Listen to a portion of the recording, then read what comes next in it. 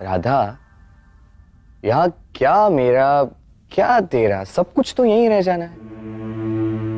किसी भी वस्तु से इतना मोह ठीक नहीं। जीवन में कभी कभी ऐसी परीक्षा की घड़ी आ ही जाती है जहां आपको आपकी सबसे प्रिय वस्तु या संबंध का त्याग करना होता है। उस समय उस मोह से उत्पन्न हुई पीड़ा असहनीय हो जाती है।